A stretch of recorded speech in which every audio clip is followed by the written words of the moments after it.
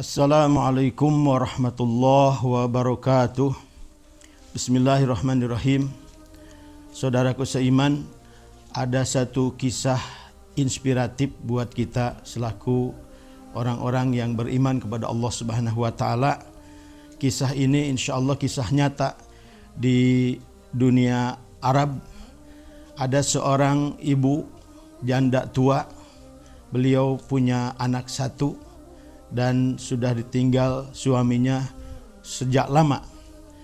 Al-kisah pada suatu hari, si ibu tersebut yang dikenal baik, dikenal taat beragama, namun pada suatu saat dia datang ke masjid.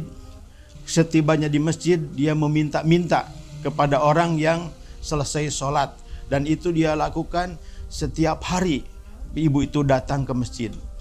Kemudian imam masjid itu mengenal baik si ibu tersebut. Ibu yang tadinya dikenal seorang ibu yang baik, yang taat, dan selalu menjaga nama baik. Tetapi sejak dia tiap hari minta-minta di depan pintu masjid, sang imam pun merasa heran. Maka kemudian imam bertanya kepada ibu tersebut, "Ya ummah, wahai ibu, kenapa engkau jadi seorang pengemis meminta di depan masjid setiap hari? Bukan engkau punya anak yang baik, anak yang taat, dan yang selalu mencukupi kebutuhan untuk sehari-hari ibu?"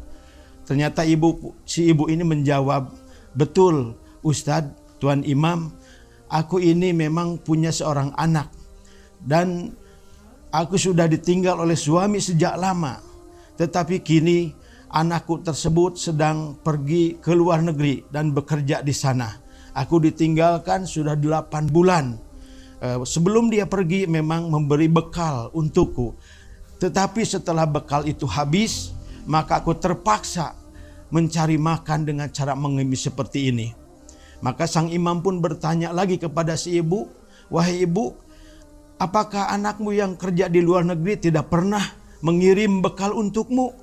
Kata dia, "Tidak, kecuali dia tiap bulan hanya mengirim selembar kertas yang berwarna-warni dan ada tulisannya. Saya tidak mengerti, kemudian kertas tersebut aku tempel di dinding kamar untuk sekedar mengenang dan membayangkan anakku yang jauh di sana. Dan itu sudah berjalan 8 bulan.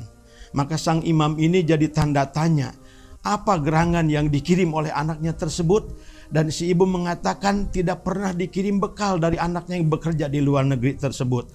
Maka si imam pun mohon izin kepada ibu tersebut supaya diizinkan datang ke rumahnya, memeriksa keadaan di rumahnya, dan ingin melihat kertas yang selalu dikirim oleh anaknya.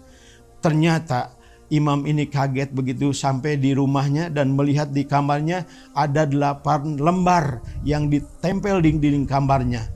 Ternyata lembaran tersebut lembaran cek. Satu lembarnya itu cek $1.000. Jadi artinya anaknya itu semenjak dia pergi kerja tiap bulan mengirim ibunya satu lembar cek $1.000.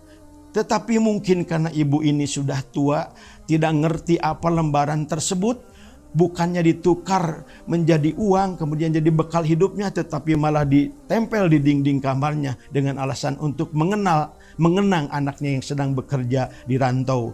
Nah, setelah tahu bahwa itu cek, si imam ini mohon izin kepada si ibu supaya kertas tersebut diberikan dan dibantu untuk ditukar, dicairkan. Artinya ibu ini punya $8.000, $1.000 per bulan. Nah, setelah ditukarkan, ibu ini tentu merasa bahagia, kini punya bekal lagi, dan semenjak hari itu dia tidak mengemis lagi di depan masjid. Ikhwatal iman, azan ya Allah wa yakum ajmain. Dari kisah singkat ini ada satu pelajaran buat kita. Ini mirip dengan kehidupan kebanyakan kaum muslimin, bahwa kita sering, bahkan sudah, kita ini dikirimi lembaran-lembaran yang bernilai, lembaran yang sangat berarti, yaitu dengan turunnya surat-surat Al-Quran, dan sudah lengkap 30 juz, 114 surat. Tetapi Quran itu banyak di rumah-rumah kita. Bahkan di satu rumah mungkin ada yang punya 3 mushaf sampai 5 bahkan lebih. Di setiap lemari ada mushafnya, di kamar ada mushafnya, di ruang tamu ada mushafnya. Tetapi lembaran-lembaran tersebut ibarat cek yang ada tulisan, ada nilai tapi tidak dimengerti. Seperti halnya umat Islam hari ini. Kita ini kaya, kita dikirimi kertas yang bertuliskan wahyu. Di situ ada sumber-sumber kekayaan, ada nilai-nilai. Namun umat Islam tidak paham. Bahkan masih ada umat Islam yang masih buta huruf dengan Al-Quran. Tidak bisa baca sama sekali. Bahkan yang sudah bisa baca pun hanya sekedar baca. Tidak tahu terjemahnya, tidak tahu tafsirnya, dan tidak tahu kandungannya. Apalagi sampai manfaat daripada Al-Quran.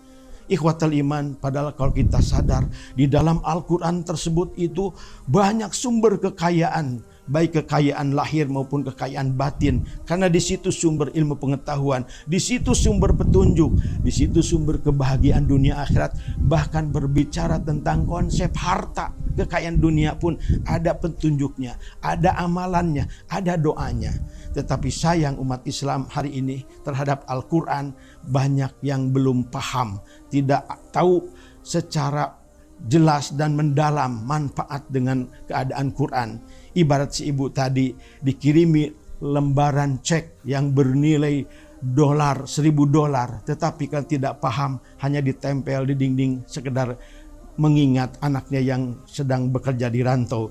Itu persis dengan perumpamaan umat Islam hari ini punya sumber kekayaan Al-Quran, tetapi tidak faham apa yang terkandung di dalam Al-Quran dan apa manfaat dalam Al-Quran. Sehingga Quran hanya sebatas bacaan, bahkan ada yang bernasib sekedar hiasan di lemari, di rak buku, atau koleksi dalam deretan buku perpustakaan rumah pribadi. Nah, inilah nasib umat Islam hari ini dengan Al-Quran. Padahal ikhwatal iman, Al-Quran itu sumber kekayaan, bahkan kekayaan dunia dan akhirat. Mudah-mudahan kisah singkat ini bisa menjadi nasihat dan kita terinspirasi untuk lebih memaksimalkan kita menggali kekayaan dari kandungan Al-Quran. Hadani Allah wa iyyakum ajmain. Wassalamualaikum warahmatullahi wabarakatuh.